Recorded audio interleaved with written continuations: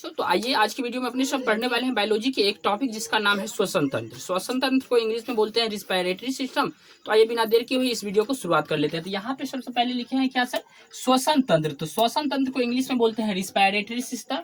चलिए यहाँ पे लिख दिया। उसके बाद श्वसन तंत्र में क्या, श्वसन से हम क्या करते हैं, ऑक्सीजन को ग्रहण करते हैं। तो मतलब इसका मतलब है इसको क्या बोलते हैं, ऑक्सीकरण क्रिया बोलते हैं। तो चलिए इसको ऑक्सीकरण क्रिया बोलते हैं। उसके बाद श्वसन में क्या करते हैं, ऊर्जा प्राप्त करते हैं तथा शरीर में उष्मा को बनाए रखते हैं। कहने का मतलब है शरीर में उष्मा मतलब गर्मी को बनाए कौन रखता है, तो श्वसन। और दूसरा क्या होता है, दूसरा होता है रक्त परिसंचरण से भी शरीर का टेम्परेचर सही से बना रहता है, मतलब अपना संतुलन में रहता है। तो ये दो कारण से शरीर का टेम्परेचर बना रहता है। पहला तो है सर श्वसन के कारण, और दूसरा क्या है, रक्त परिसंचरण के कारण।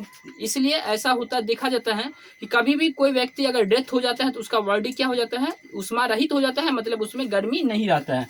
चलिए उसके बाद इसको क्या बोलते हैं, अपचायी क्रिया बोलते हैं। अपचायी क्रिया बोलते हैं, मतलब इसको बोलते हैं कैटाबॉलिक, मतलब ये ग्लूकोज को विखंडन करने में सहायता करता है श्वसन क्रिया। उसके बाद अगर बात कर लेते हैं तो सर श्वसन अंग क्या है, ये तो श्वसन क्रिया की बात की गई थी।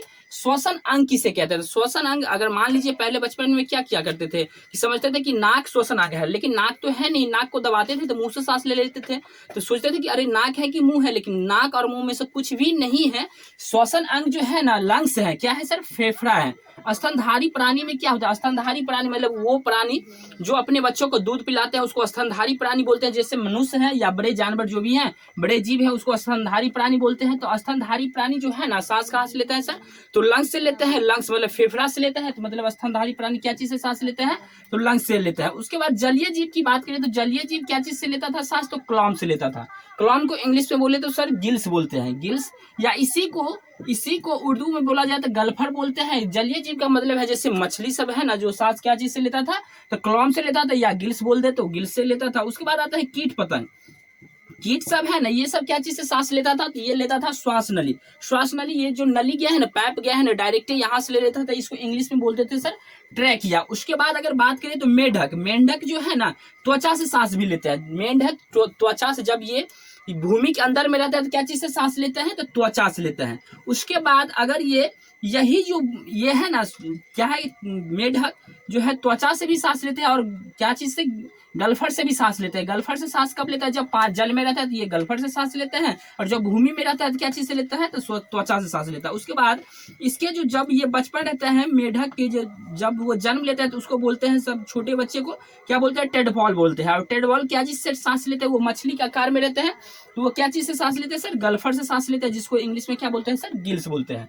उसके बाद यहाँ पे हम श्वसन अंग के बारे में देख लिए। उसके बाद आगे जो टॉपिक लिए है वो है स्वच्छोच्छ्वास। क्या है, स्वच्छोच्छ्वास है। तो इसको क्या बोलते हैं कि अंदर लेना, मतलब वायु को अंदर, ऑक्सीजन को अंदर लेना और बाहर छोड़ना, इस दोनों क्रिया को मिला के क्या बोलते हैं, श्वासोच्छ्वास बोलते हैं। इसको अगर अंदर लेते हैं, जिस क्रिया के द्वारा हम अंदर ऑक्सीजन को लेते हैं उसको बोलते हैं निःश्वसन। क्या बोलते हैं, निःश्वसन। इसको इंग्लिश में बोलते हैं तो इंस्पायरेशन बोलते हैं। क्या बोलते हैं सर, इंस्पायरेशन बोलते हैं। अगर जिस क्रिया के द्वारा हम ऑक्सीजन क्या करते हैं, बाहर छोड़ते हैं, बाहर छोड़ने की क्रिया को क्या बोलते हैं, बाहर छोड़ने की क्रिया को बोलते हैं निःश्वसन। यहाँ पे दो को बिंदु लगा दिए तो क्या हो गया, निःश्वसन। इसको इंग्लिश में बोले तो एक्सपायरेशन बोलते हैं। अंदर लेते हैं तो इंस्पायरेशन, और अंदर बाहर छोड़ते हैं तो उसको क्या बोलते हैं, एक्सपायरेशन बोलते हैं। उसके बाद अगर बात करें तो अंदर क्या लेते हैं, तो अंदर मतलब वायु से लेते हैं, वायु से आदान प्रदान करते हैं, विनिमय करते हैं। तो यहाँ पे वायु में जो चीज भी उपस्थित है उस मतलब गैस को ना हम लेंगे अंदर, शरीर के अंदर लेंगे। तो वायु में क्या है, मान चलिए नाइट्रोजन कितना है सर, 78% है, तो 78% हम नाइट्रोजन लेते हैं।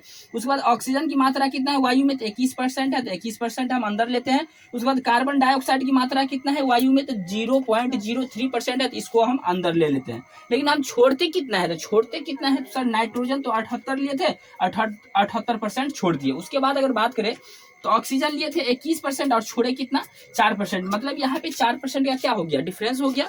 उसके बाद यहाँ पे देखिए कार्बन डाइऑक्साइड लिए थे कितना, तो 0.03% लिए थे। उसके बाद यहाँ पे छोड़े कितना है, तो 4% बोले हैं। एग्जैक्ट तो होता है 4.6% होता है, लेकिन मान लीजिए कि 4% इसको छोड़ता है, तो यहाँ पे 4% का क्या हो गया था, डिफरेंस हुआ था। तो यहाँ या यहाँ हो गया, क्या हो गया, मैनेज हो गया। तो आइए इस टॉपिक को हम समझ लिए। उसके बाद हम क्या समझते हैं, तो क्या समझते हैं श्वसन मार्ग क्या होता है। तो आइए देखते हैं क्या कि श्वसन मार्ग क्या है। तो श्वसन मार्ग मतलब वायु जिस मार्ग से होकर जाता है, मतलब वायु जिस मार्ग से होकर जाता है उसको क्या बोलते हैं, श्वसन मार्ग। मतलब भोजन जिस मार्ग से होकर जाता था उसको क्या बोलते थे, आहार नाल।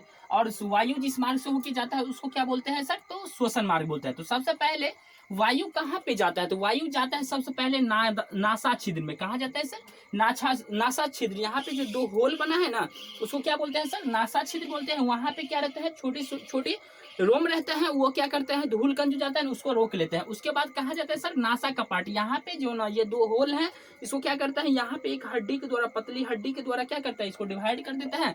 यहाँ पे मजबूत हड्डी को क्या बोलते हैं, नासा कपाट बोलते हैं। नासा कपाट से जस्ट ऊपर ये यहाँ पे क्या रहता है सर, इसमें क्या रहता है, एक चिपचिपा पदार्थ रहता है जिसको क्या बोलते हैं सर, म्यूकस बोलते हैं। तो जो वायु का कण, जो भी अशुद्ध पदार्थ जो जाता है, कचरा जाता है, वो यहाँ पे अगर नहीं छाना पाता तो यहाँ पे म्यूकस क्या करते हैं, उसको ऊपर खींच लेते हैं। उसके बाद सर जाते हैं सर कहाँ, ग्रसनी।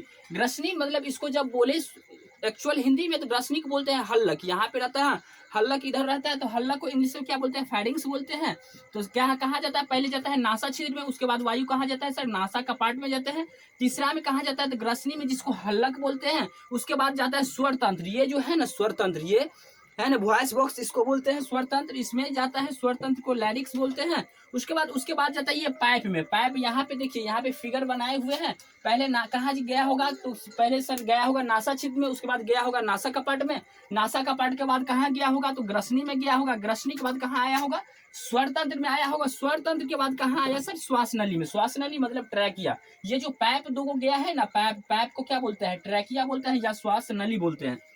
उसके बाद कहाँ जाता है, ब्रोंकाई में जाता है। कहाँ जाता है सर, ब्रोंकाई में। मतलब यहाँ पे जो है ना, इस पाइप में जाने के बाद यहाँ पे क्या करते हैं, कहाँ जाता है सर, ब्रोंकाई में जाते हैं। ब्रोंकाई में मतलब यहाँ पे जाते हैं। इस फिगर को बाद में देख लेते हैं। ब्रोंकाई के बाद कहाँ जाता है, ब्रोनकाइलियोलेस में जाता है। ब्रोनकाइयोलेस में जाते हैं। उसके बाद कहाँ जाता है, तो वायु कोष्ठक में जाते हैं। उसके बाद कहाँ जाता है सर, तो ब्लड में जाते हैं। और सबसे लास्ट में कहाँ जाता है, सेल में जाता है। सेल से कहाँ पे जाता है, सेल से होके कहाँ पे चल जाता है सर, माइटोकॉन्ड्रिया में आ जाता है। इसके बाद हम क्या करते हैं, यहाँ फिगर के माध्यम से इसको समझ लेते हैं। मान के चलिए यहाँ पे क्या होगा सर, श्वास नासा छिद्र होगा। नासा छिद्र से कहाँ गया होगा, नासा कपाट में गया होगा। नासा कपाट के बाद कहाँ गया होगा सर, तो ग्रसनी में गया होगा। और ग्रसनी के बाद कहाँ पे गया होगा सर, तो स्वर तंत्र में गया होगा यहाँ पे। और स्वर तंत्र के बाद कहाँ गया है, श्वास नली, मतलब यहाँ पे आया होगा।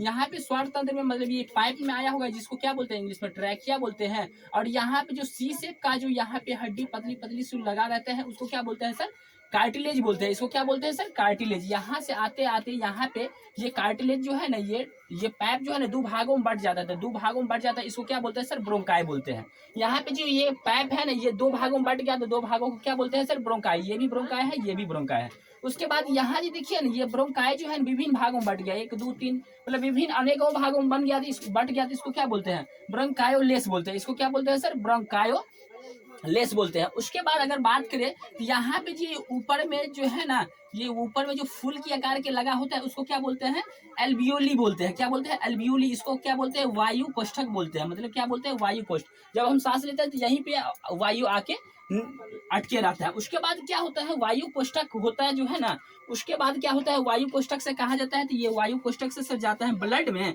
ब्लड में जाने के बाद, ब्लड में जब ऑक्सीजन जाता है तब वहां से कहा जाता है सर, सेल में जाते हैं। और सेल में जाके क्या हो जाता है, माइटोकॉन्ड्रिया में चले जाता है। इस प्रकार से क्या किया हम, कि स्वर मार्ग, श्वसन जो मार्ग है ना, इसकी हम इस चीज को देख लिए। यहाँ पे नीचे में क्या रहता है सर, क्या रहता है सर, डायफ्राम रहता है। क्या रहता है, डायफ्राम रहते हैं।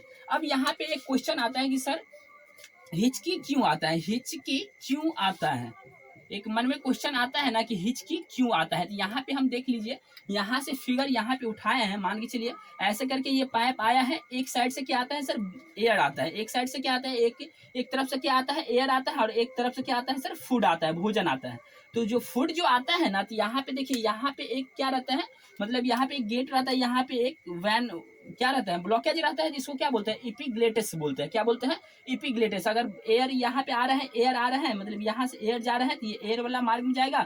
इधर से एयर इधर जाएगा, और भोजन किधर जाएगा सर, इधर जाएगा।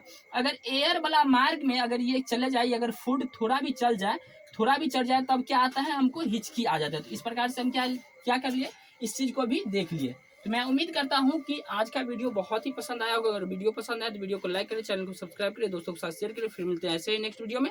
तब तक के लिए धन्यवाद।